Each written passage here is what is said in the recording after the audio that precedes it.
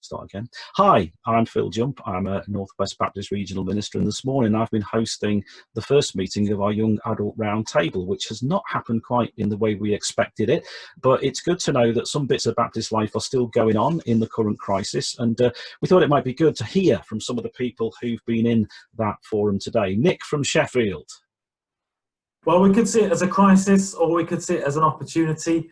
We've been discussing today how we've got to learn how to live in this new world, this new normal where things have suddenly gone online. The good news about that is that many of our young adults around this country and within our churches live in that space already.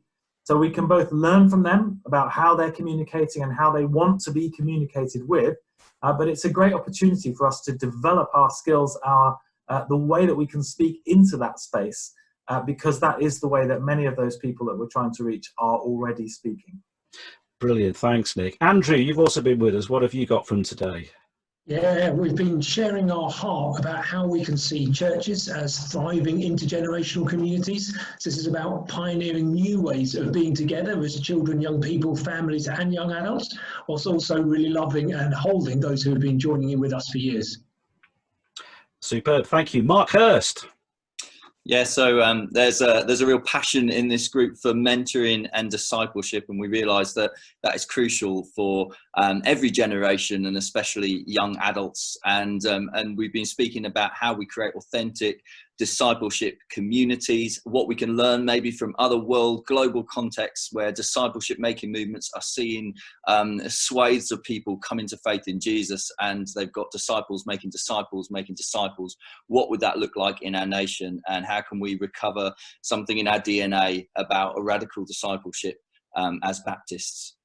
Brilliant. George Baker needs to switch his mic. He's on. That's great. George from Exeter. Right at the beginning of this meeting, one of the things that Carl pointed out to us was the importance of mentoring in our own ministries and in our own positions as leaders.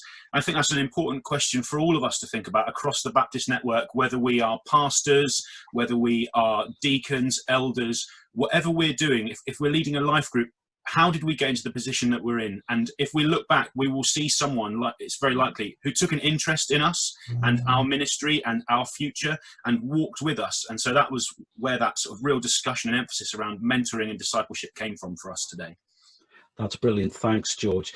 And with us in the room as well have been Mike Lowe and Diane Watts from our team at Baptist House, who've been working incredibly hard in the last few days to help our churches get through this crisis. We're massively appreciative of everything you people have been doing, Diane. But it's also great that you've joined us today.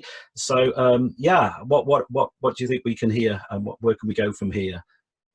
Well, it's been a huge privilege for me to be part of this conversation and to listen to your heart, and I feel immensely encouraged even in the midst of what have been and are quite dark times. So thank you so much for that. And even before we began the crisis, we have been thinking as a Faith and Society team how we can hold some of these spaces and enable conversations like these to continue to ask the questions and to encourage people to be part of the conversation. So listening to you today has been a real encouragement. And also to be here to help as you begin to explore this more and work out how we can be church in this place at this time. And we've got lots of questions, and we don't always get all the answers, but I do know that we are Baptists together.